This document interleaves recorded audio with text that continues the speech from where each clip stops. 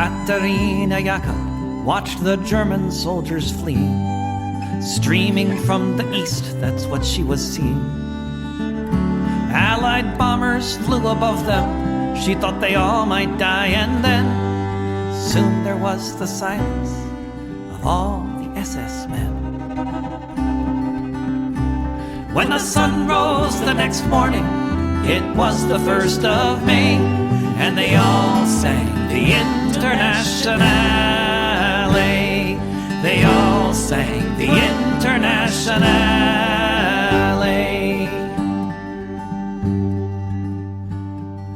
Katerina Jakob saw red flags flapping in the breeze above the Russian tanks, and she fell upon her knees. And so many different voices in so many different tongues sang the most beautiful song that could ever have been sung. In German, Lithuanian, in Polish and in Dutch, a myriad of melodies has never had been such. In Russian and in Yiddish, Italian and French, emerging from the forests beneath the trench. When the sun rose the next morning, it was the 1st of May, and they all sang the Internationale. When the sun rose the next morning, it was the 1st of May, and they all sang the Internationale. They all sang the Internationale. Völker hört die Signale auf zum letzten Gefecht. Die Internationale erkämpft das Menschenrecht. Völker hört die Signale auf zum letzten Gefecht. Die Internationale erkämpft das Menschenrecht.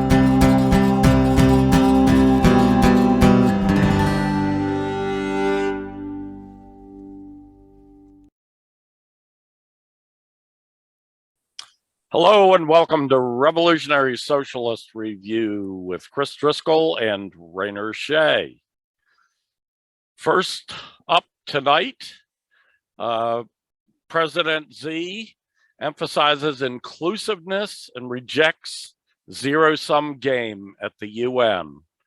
President Xi and Joe Biden both spoke at the UN yesterday, or actually yesterday as I'm speaking, which was Tuesday, and they presented quite a different picture, put it that way, and then go on into the meat of the matter for more details. A year ago, global leaders, and this is taken from President Xi's UN speech, several of the quotes I'm going to give next. A year ago, global leaders attended the high-level meetings marking the 75th anniversary of the UN and issued a declaration pledging to fight COVID-19 in solidarity, tackle challenges together, uphold multilateralism, strengthen the role of the UN, and work for common future, for the common future of the present and coming generations. China will strive, in regard to COVID-19, China will strive to provide a total of 2 billion doses of the vaccine to the world by the end of this year, pledging to fight COVID-19 in solidarity, tackle challenges together, and uphold multilateralism, strengthen the role of the UN, and work for the common future of present and coming generations. Second, we must revitalize the economy and pursue more robust, greener, more balanced global development. To this end, I would like to propose a global development initiative. Staying committed to development as a priority, staying committed to people-centered approach. We should safeguard and improve people's livelihoods and protect and promote human rights through development, make sure that development is for people and by the people, and that its fruits are shared among the people. We should continue our work so that the people have a greater sense of happiness, benefit, and security, and achieve well-rounded development. Staying committed to benefits for all. We should care about the special needs.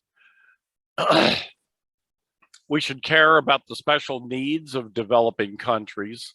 We may employ such means as debt suspension and development aid to help developing countries, particularly vulnerable ones facing exceptional difficulties, with emphasis on addressing unbalanced and inadequate development among and within countries.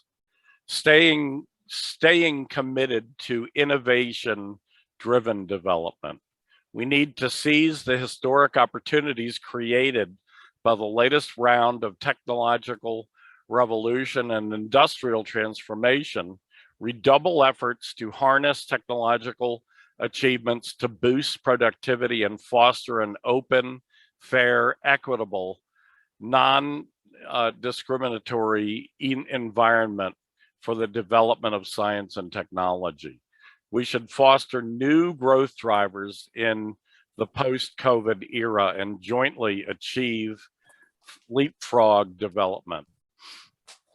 Staying committed to the harmony between man and nature. We need to improve global environmental governance, actively respond to climate change, and create a community of life for man and nature. We need to accelerate transition to a green and low carbon economy and achieve green recovery and development. China will strive to peak carbon dioxide emissions before 2030 and achieve carbon neutrality by 2060. This requires tremendous hard work, and we will make every effort to meet these goals. China will step up support for other developing countries in developing green and low carbon energy and will not build new coal-fired power projects abroad. That's a significant one. China has committed to not building any new coal-fired plants in any country. Staying committed to the results-oriented actions. Third, we must strengthen solidarity and promote mutual respect and win-win cooperation in conducting international relations. A world of peace and development should embrace civilizations of various forms and must accommodate diverse paths to modernization. Democracy is not a special right reserved for an individual country, but a right for the people of all countries to enjoy. Recent developments in the global situation show once again that military intervention from outside and so-called democratic transformation entail nothing but harm.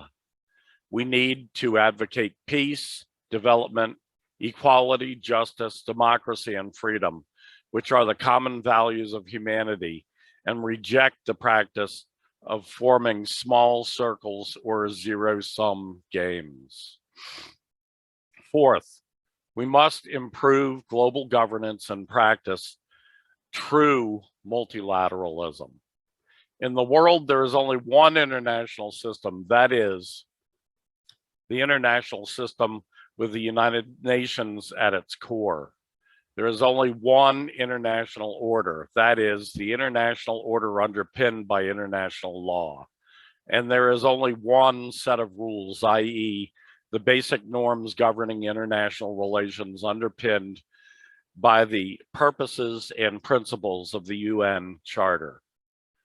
Biden's speech not only distinguished its allies and partners from other countries, disregarding the fact that the US just encountered the fiasco of democratic reconstruction in Afghanistan, Biden continued to blaze the dichotomy which divides the world into democracy and authoritarianism. He gave some of the worst turmoil and wars a fancy label of democratic vitality.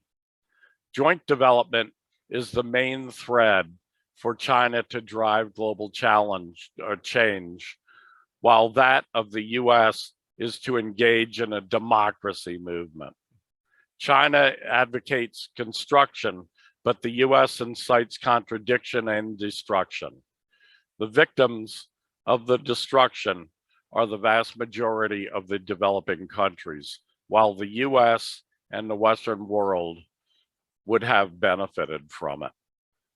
So those are some high points from President Xi's speech to the United Nations, and well, a little bit of about Biden's speech to the United Nations, which took place a couple hours before the Xi speech.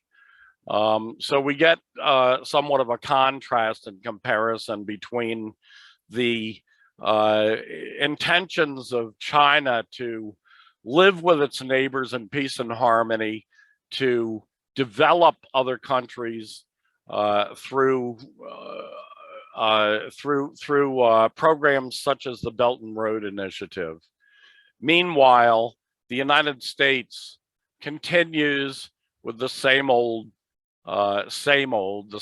crap that it delivered to Afghanistan for 20 years, making that country into a basket case.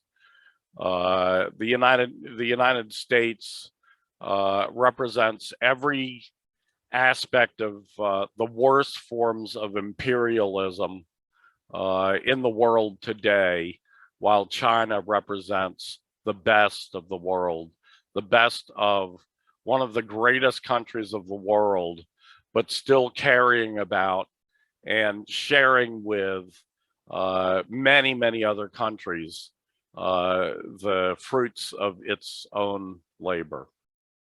So there you have it. What are your thoughts? I can't hear you. I muted it. So I had to watch my thing and rolled on my back. For the best of us. Dang ant crawled on my back. Made my finger smell bad when I killed it. Anyway, the things I've been hearing about China's Belt and Road Initiative from the people who are biased against China, people like the Human Rights Watch statement writers, or some of my geopolitics professors, is that China's development initiatives harm the environment in the places where these projects are being undertaken, and they harm the interests of the local population. That's the claim that was made about China's Guinea Belt and Road Initiative dam projects, that it's harmed the environment and displaced the local vulnerable populations. But this reality that China is doing more to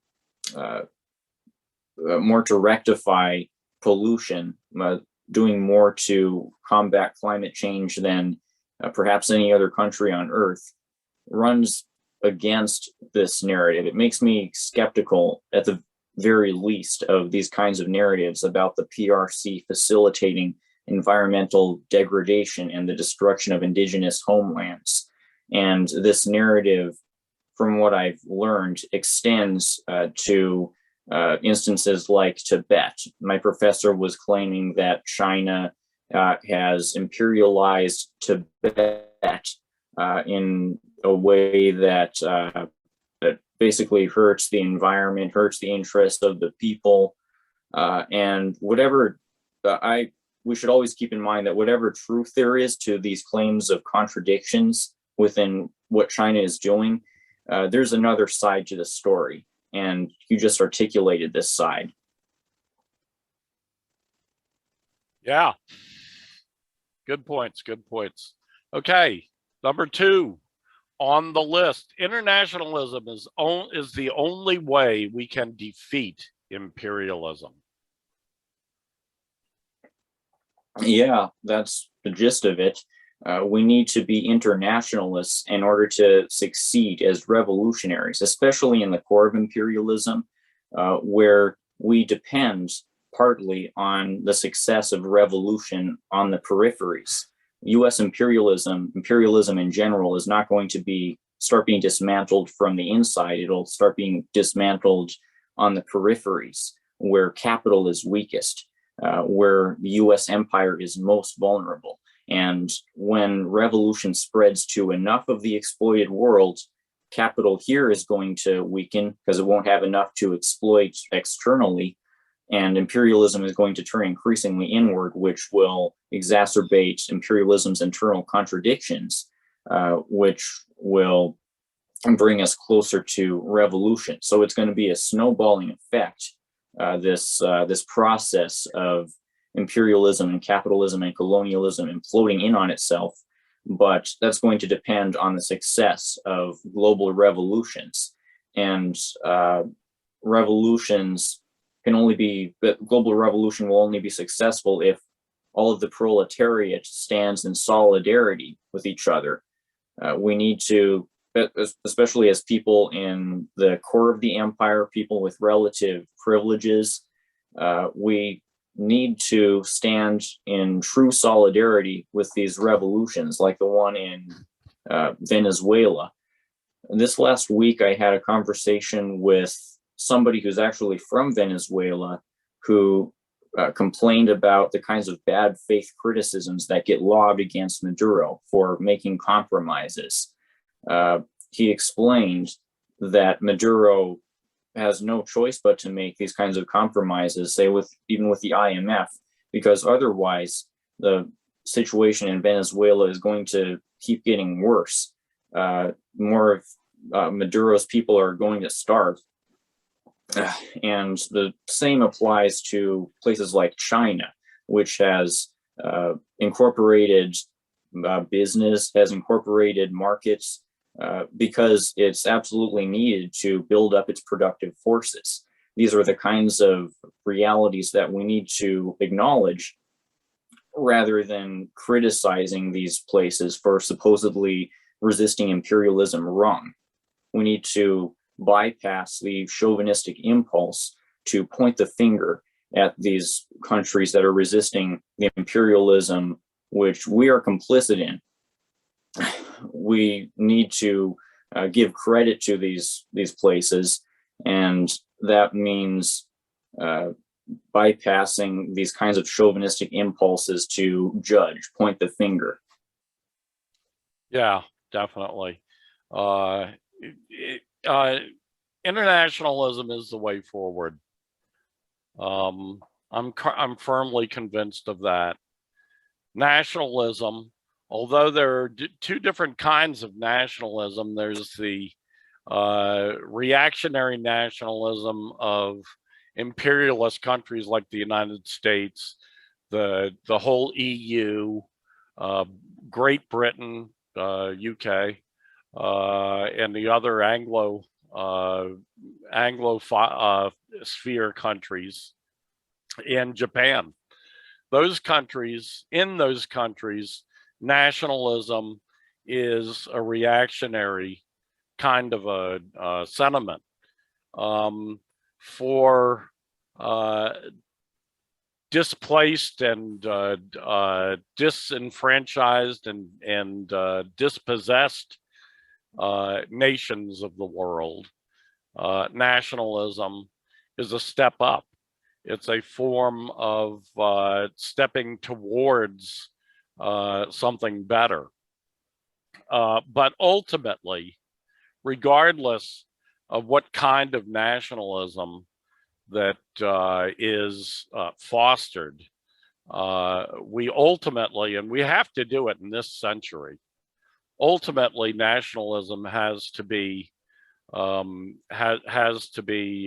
superseded by internationalism. It has to be superseded by one world order, one socialist world, under one socialist government, under one socialist state. And that is the only way that we will move forward. Absolutely. Absolutely. Okay, next on the list, Google's Eric Schmidt. Well, he used to be, up until recently, he was the CEO of Google. Cashes in on the AI war initiative of the US and other imperialist countries that threatens the globe and the future of humanity with nuclear holocaust. In 2014, soon after the Obama administration's pivot to Asia began, the US announced the formation of the third offset strategy. Today, I'm announcing a new defense innovation initiative, an initiative that we expect to develop into a game-changing third offset strategy. Then Secretary of Defense Chuck Hagel remarked. Hagel was Secretary of Defense under Obama. This new initiative is an ambitious department-wide effort to identify and invest in innovative ways to sustain and advance America's military dominance for the 21st century. Hagel's speech included the announcement of a Pentagon, hold on a sec here, of a Pentagon office in Silicon Valley called the Defense Innovation Unit. This has since expanded to have offices in military technology hubs in Austin, Texas, and Boston, and at the Pentagon itself. The key Silicon Valley figure emerging the Pentagon and the Valley is former Google CEO Eric Schmidt. As soon as the pivot to Asia began, Schmidt was meeting with Pentagon officials. In 2016, he was named head of the newly formed Defense Innovation Board to advise the Pentagon. Schmidt toured some 100 US military bases and installations, advising them on how to use technology to increase their lethality. He went to a US base in Qatar to advise the military on how to more effectively run tankers that refuel warplanes for bombing runs in Iraq and Yemen. The third offset strategy and the AI arms race continued through the Trump era. Its principles delineated in 2018 in the 2018 National Defense Strategy that officially announced the end of the so-called war on terror and return to Cold War politics, euphemistically termed interstate strategic competition. He preaches the Orientalist trope that the US is the torchbearer of democracy and that the rise of China is ushering in an alien form of technocratic authoritarianism contrary to American values. His answer is for the government to pour huge amounts of funding into technology. In other words, Schmidt and the Pentagon are seeking to create hyper-advanced connected systems of autonomous weapons that will make battlefield decisions at speeds exponentially faster than the human brain can understand. Hence, victory in war will be determined by which computer system dominates, regardless of the cost to human life. A candid US Army report remarks, by distancing the human from the conflict, the technology lowers not only the costs and the risks associated with war, but the political bar to initiating hostilities as well. As a result, the deterrent quality desired in the third offset could actually increase the likelihood that the United States would use force and ultimately increase global stability. It adds, third offset capabilities increasingly remove the soldier from the conflict, introducing a video game-like quality into the ethical decision-making that often leads to moral disengagement. The United States must pursue third offset capabilities with the understanding that our actions will drive and incentivize continued proliferation of nuclear weapons. With Eric Schmidt as the central figure of the Pentagon's new AI arms race, the US is preparing for a devastating war with China. While a hot war between the two superpowers seems unlikely for now, the creation of this technology in itself creates the possibility, a danger that must be stopped before it evolves to threaten humanity. You know, this whole story about the military-industrial complex and this sinister drive towards, in leaning onto the high-tech sector in relation to this new Cold War, reminds me of all of the admissions I've heard from people who have in some way been involved with the military-industrial complex or U.S. intelligence agencies, the U.S. war machine, and how they've engaged in these confessions that the system that they served at one point is so incredibly evil. You've probably heard of Confessions of an Economic Hitman. Yes, by that one of my favorite Perkins books. guy. Yeah. Yeah, we can debate whether he's been redeemed, whether he would get into heaven or hell if heaven or hell were real. But he's done the right thing, at least up to a certain, after a certain point in his life. He's laid out his sins, the sins of the U.S. government.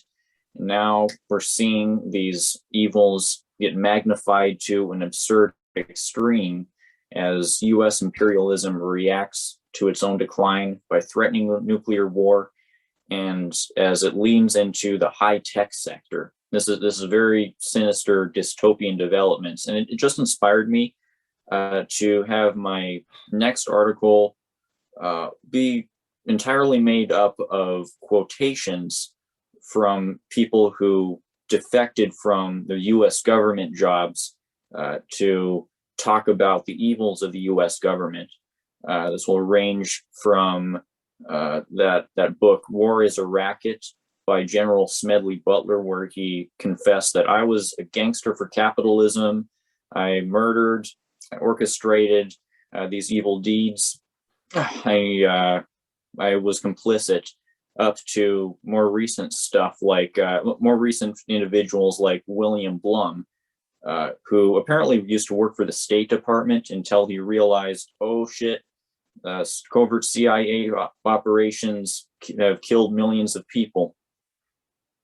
Yeah, Bill Bloom was one of my closest friends in DC, and he went through a 180 when it came to what his job was from when he was a younger man to what he did as an older man, writing those great books that he wrote.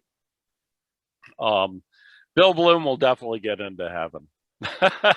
I'm not sure about Perkins, about John Perkins. I don't know about him, but I know Bill Bloom, and he will, or he did. Let's put it that way, since he's dearly departed a few years past. But he was a good man. Kind of quirky, but he was a very good man. Yeah. Let's see. What do we have next on the agenda here? Eric Schmidt, Nation's terrorist organ. Let's see, Eric Schmidt. Last we did was Eric Schmidt cashes in on artificial intelligence, right? So the next is the United States as a nation. It isn't a nation. Let me start that from scratch. The United States isn't a nation. It's a terrorist organization. Rainer Shea. Yeah, imagine if tomorrow what's now called the United States became as destabilized as a country like Libya right after US imperialism destabilized it 10 years ago with bombings. Imagine if there were suddenly no functioning state here. What would the people do? They would not rally around some kind of common history, some kind of common cultural commitment. They would not band together to form a vibrant series of communities like so many of the dispossessed, displaced, colonized nations have done. The people in the United States would splinter into these different camps that war with each other over the spoils of U.S. colonialism and imperialism. More accurately, the wealthy bourgeois settlers would fortify their wealth, their land ownership by carrying out paramilitarism, using fascist militias to defend their ill-gotten wealth and land by hunting down colonized peoples. Well, the colonized and the poor whites would be left with nothing. They would be left to fend for themselves in this this failed state, and they would totally be in antagonism with the wealthy bourgeois settlers. How can a country like this, that would so easily devolve into such a splintered scenario, be called a nation? Truthfully, the United States has never really qualified as a nation. A nation's people have to be bonded together by a series of common cultural commitments, a shared history. And we do have a shared history to an extent, but only to the extent that US imperialism has brainwashed us into worshiping these BS patriotic symbols, iconography, slogans, songs, so that we can be complacent in the ongoing colonial occupation of hundreds of indigenous nations and the ongoing pillage of much of the rest of the globe by US imperialist militarism. This nation is a farce that was cobbled together for purely propaganda purposes to legitimize this American empire that's been here from the very outset of the existence of the United States, from the very outset of the existence of these settler colonies that have been formed through the theft of indigenous land. It's been imperialist right from the start, even before the United States was initially formed.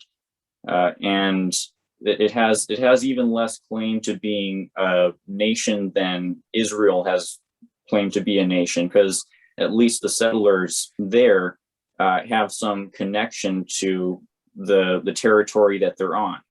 At least the Jewish nation is real. There's no such thing as the American nation. It's an amalgamation of cultural identities that's been slapped onto us so that we can be brainwashed into thinking that this colonial occupation is legitimate. Yeah, I see it a little differently. Yes, the United States isn't a nation. It's an empire. And there's a big difference. An empire is the cobbling together of separate nations, most of whom are subjugated nations. And that's what most of the United States is, subjugated nations. In the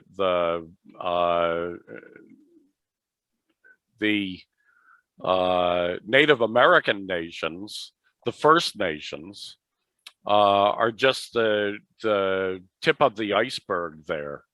The First Nations are far, far from the only oppressed nationalities in the United States. The United States is made up of, well, first of all, there's the Black Nation.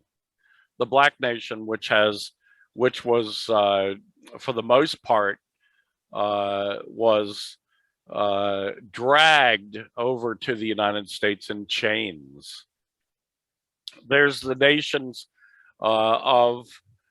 there's the, here's a figure that I would put to you. I would put that about 40% of America are the ruling class, that is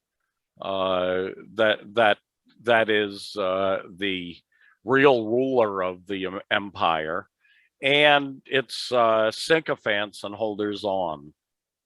About 40%, that makes up about 40% of the United States. The actual ruling class itself makes up a tiny, tiny, tiny minority of that. But there are a lot of people, mostly middle class, almost all middle class people in general, and in particular, almost all white working class people fit into that category. But there's the working class in the United States, which is multinational, multi-ethnic, made up of dozens and dozens and dozens and dozens of ethnicities, some of which constitute nations, some of which constitute just oppressed ethnicities. And all of those people, the 60%, are people who will forge forward in a collectivist and cooperativist way once the United States disintegrates. So we'll have to see if the 60% is stronger than the 40%. The 40%, in my opinion, are going to be people like we've seen in this last year. We've seen a bunch of them in this last year, and on January 6th, we saw them. They were like clowns in a clown car. They were not serious. They were not organized. I mean, look at their ideology. Their ideology is ultra individualistic, ultra fascist, and it doesn't really lend itself to much organization.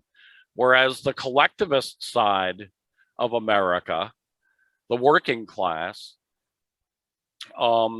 has at least a tradition of having been, and to a certain very small extent still is, organized in a highly unionized, highly collectivized fashion. So I don't know that it's going to turn out the way you say it is. I think there's a lot more if in that, ifs and buts in that. So we'll just have to see.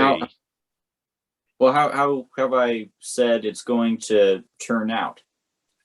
Well, you're just basically saying that the United States is going to disintegrate into a large number of small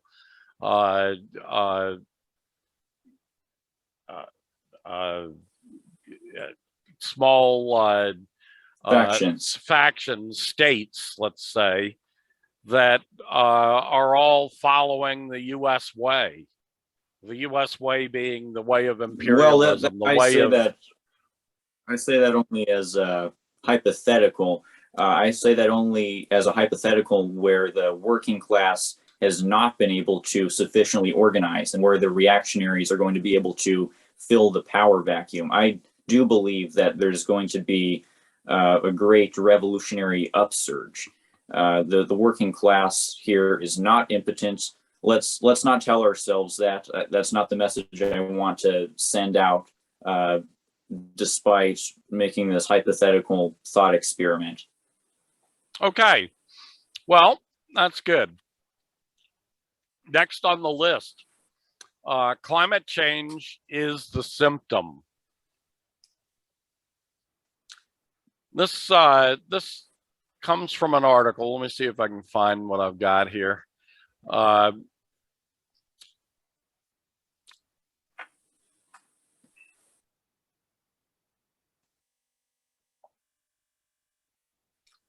Yeah, here we go. This comes from an article in Consortium News by Samantha Fox on September 20th. She writes about the connection between global warming and capitalism. Capitalism is the driving force of global warming, and only with socialism can we put an end to global warming. Capitalism, and well, first of all, global warming, or climate change, as a lot of people like to call it. And climate change is the wrong word for it, because climate change is a constant that's been with us for 4.5 billion years. Climate change is nothing new, and it will go on no matter what.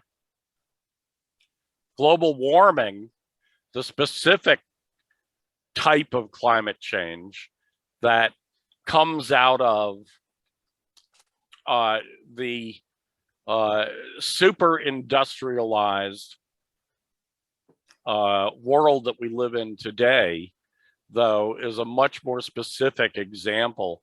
And it's leading to, or it will lead to, in this coming century, to a global warming of monumental proportions like we've never seen in human times.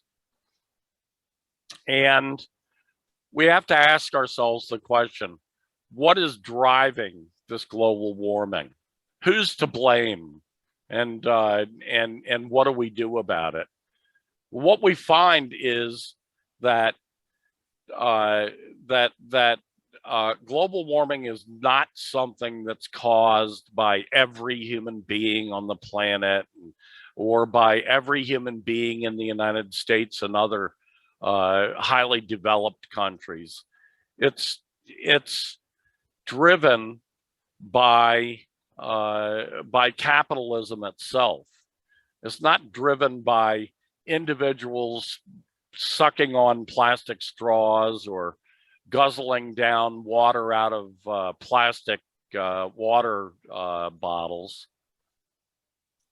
and getting rid of all the plastic water bottles and plastic straws in existence will not stop global warming.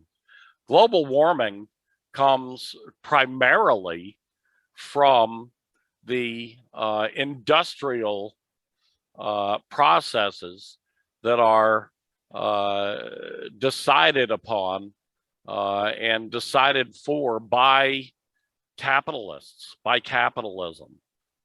So it's only capitalism that's really driving this global warming, and only socialism can put an end to the global warming.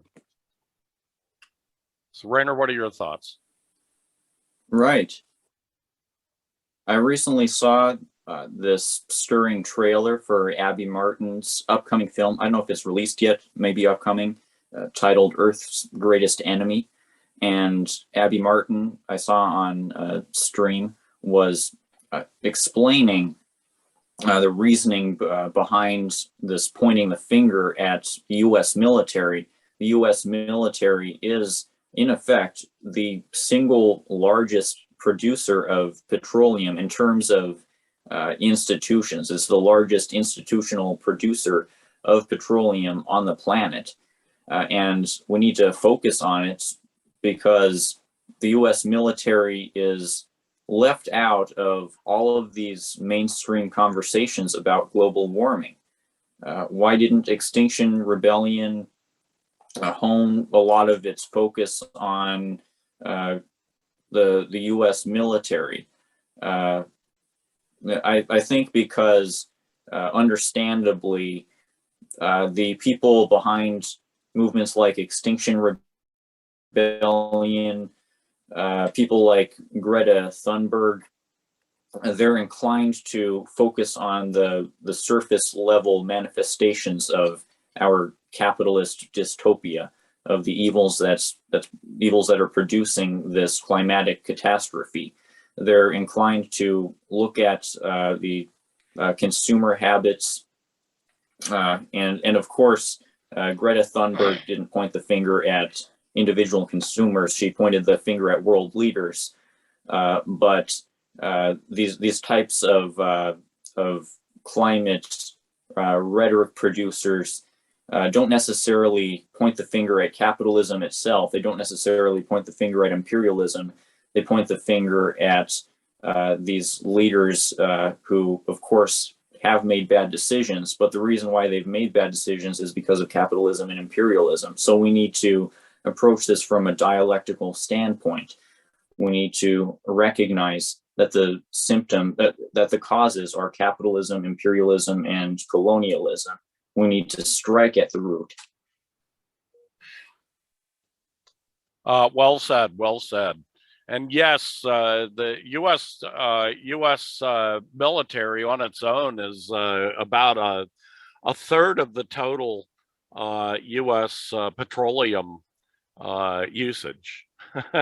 Imagine that, 1/3 by one entity, the Defense Department, or as I call it, the War Department. Yeah, good point, good point. Okay, next on the list, capital reacts to its decline with militarism and engineered chaos. Rainer Shea. Neoliberalism was no accident of history. It's not been like a natural disaster, like an earthquake. It's been a deliberately engineered way to preserve capitalism in the face of the decline in profit rates that have occurred throughout the last half century. As of 1973, when there was the oil shock and the economic crisis, capital has been in sharp contraction following its peak after World War II. There was a sharp decline in profits that's overall continued since then. Michael Roberts has pointed this out extensively. And the solution that the bourgeoisie worldwide came up with to this contraction of their capital was to streamline the process towards siphoning capital upwards. They decided to impose harsher privatization, deregulation, the cutting away of social services, the engineered stagnation or slashing of wages. And Margaret Thatcher assessed that there is no alternative to this system. And Thatcher was right from the perspective of being pro-capitalist. Capitalism wouldn't have been able to survive if not for neoliberalism. As you pointed out, without neoliberalism, the profit rate would not have been able to stay upward. The profit rate would have continued to decline downward, and the system would have imploded. So throughout this last half century, the bourgeoisie have effectively engineered a low-key collapse of society by cutting off these essential facets of people's livelihoods on a massive, massive scale. And this has overall driven down global living standards. It's driven up global poverty compared to the way it was 50 years ago. And this is in spite of the fact that China has lifted 850 million people out of poverty. That's a pretty impressive accomplishment to drive down global poverty overall over these last few decades, despite China doing its utmost to compensate for that loss. And where this is leading is in engineering of a deeper collapse, a type of collapse where people lose not just the welfare state benefits, but the benefits of having a state at all. In places like Ethiopia, Libya, basically all of the Horn of Africa, now Syria, Afghanistan, Yemen, Myanmar, the imperialists have been increasingly engineering crises. They've been engineering the destabilization of these countries and the creation of failed state scenarios. Lebanon is another instance of this. Ukraine is another instance of this, where the imperialists have pummeled, dynamited these institutions so much in these places that the failed states have emerged. And this is happening to an extent even in the United States, the core of imperialism, which has arguably become a failed state in certain respects due to just how pathetic our social safety nets, our social institutions have become due to neoliberalism. And the pandemic has certainly proven this. Yes, absolutely. The number of cases is growing. The number of instances where the imperialists just give up on nation building, even if it's nation building, building a nation after its after its own image, the image of exploitation of the working class, is totally given up on that. And everywhere the U.S. goes today, it leaves destruction. We only have to look at Afghanistan, the most recent case, to see that. Next on the list, Latin America. 2020 has been a year of struggle.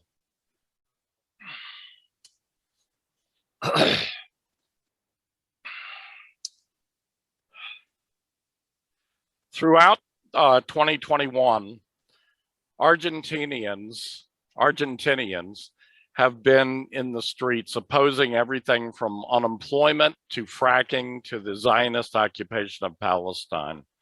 A September 4th march in memory of those lost to COVID protested the government's policies related to the pandemic.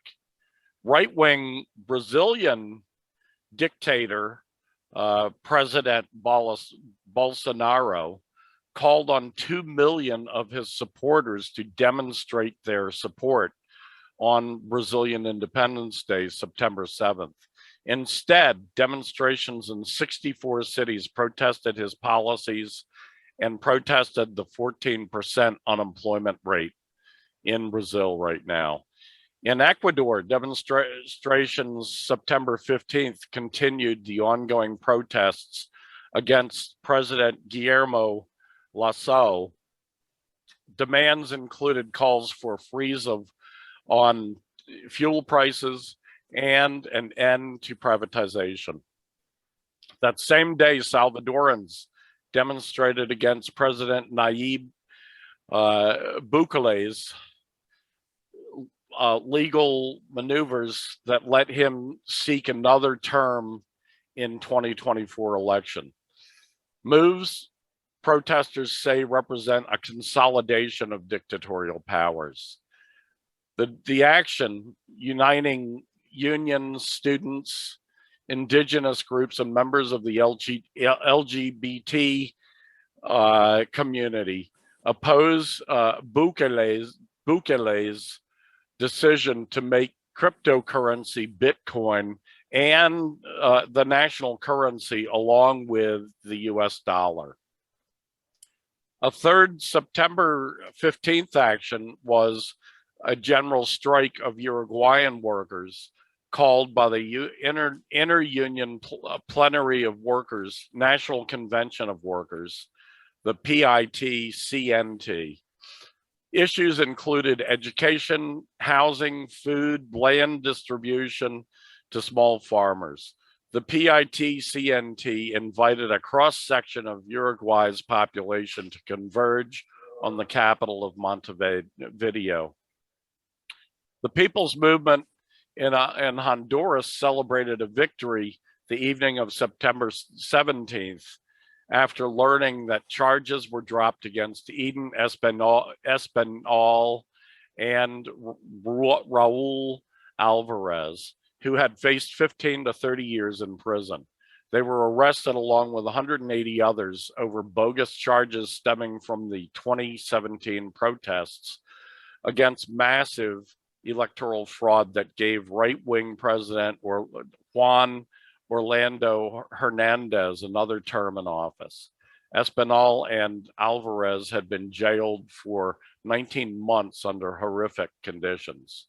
Other events this month included the commemorations of 200 years of Mexican independence, September 16th, and the bloody CIA coup 48 years ago that overthrew Socialist Chilean President Salvador Allende on September 11th.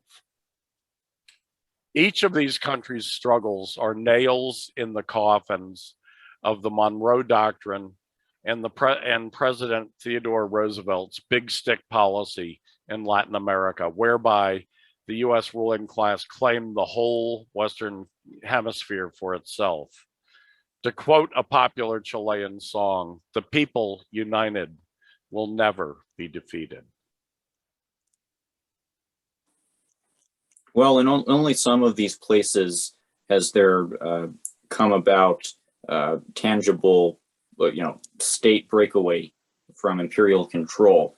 In places like Brazil and Argentina, the U.S. empire is very much still in control. In Argentina, less so. It has more of a left-wing government. But in places like Brazil, Colombia, despite the popular uprisings, the fascists, the imperial neocolonial puppets are still in power. But for how long? That's the question. Just a year ago, a fascist junta was in power in Bolivia. And you see what's happened to them. In an increasing number of these places, the anti-imperialists are winning, but for now, the struggle is largely discontinuous, and it has so many obstacles to overcome. And that's not to discount the victories that Latin America's anti-imperialist struggle has recently won, like the one in Bolivia, the one in Peru. We'll see how well Castillo's government survives the CIA machinations. However, in places like Ecuador, the imperialists have been able to retain control by manipulating the electoral process, like through narratives. That's how they manipulated the election to come out in favor of the pro-imperialists in Ecuador this year. We're going to continue to see these kinds of spotty victories in Latin America and elsewhere until U.S. financial hegemony loses its grip and these oppressed countries gain the leverage to more adequately rebel against the U.S. empire. It's the financial hegemony that's keeping a lot of these countries on a leash still. Yeah, Latin America is the place where America started its empire. In the far back as the 1860s, America was moving into Latin America and has been ever since. Latin America is the first.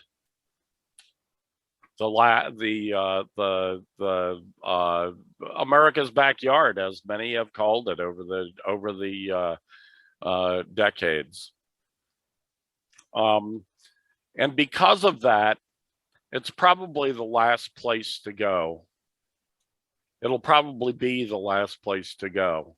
Although Europe right now is in far less of a good position as far as working class challenges to the empire than Latin America is. And that's the phenomenal thing. talked about basically just 1 month of activities throughout Latin America. Over the last year, we've seen the entire country of Chile go on strike and hit the streets and literally chase the government out of the capital of the country. We've seen mass demonstrations and general strikes in many parts of Latin America. So I would say overall, although yes, the American imperialism is still relatively strong in Latin America, the working class is also relatively strong and increasingly exercising itself and showing its muscle. So we'll see in the long run, but in the short run, things are looking very good in Latin America. Next and final on the list, the imperialists are the architects of their own demise. Yes, good concluding thing. The reason why the imperialists are going to lose their financial grip over Latin America and other places is because, as Mao described, imperialism will not last long because it always does evil things. It thinks that it can trample all over the rights of all of these people all over the world without suffering the fate that past empires have suffered, like Rome and so on.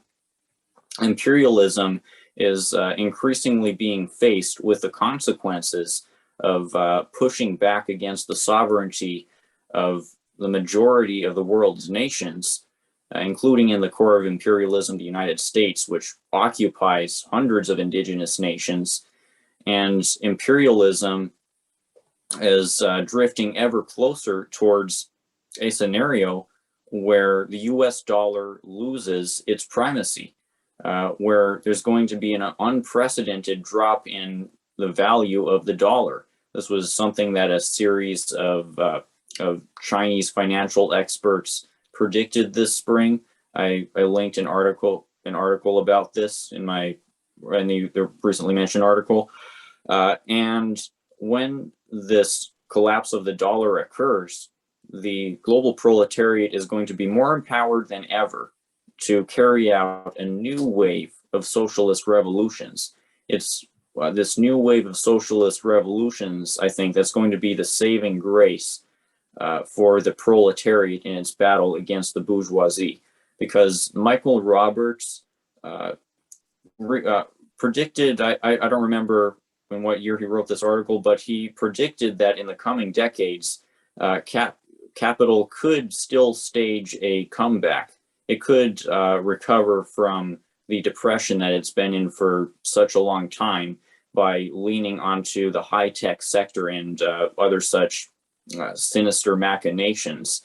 And it could start building itself back up after sacrificing the lives of so many people around the globe, driving so much of the world into poverty, environmental devastation.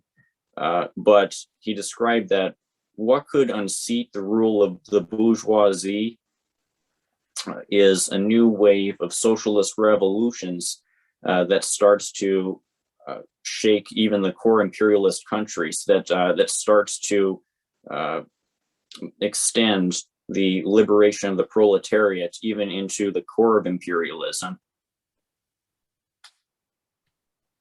Okay. Yeah. Imperialists are the architects of their own demise. This is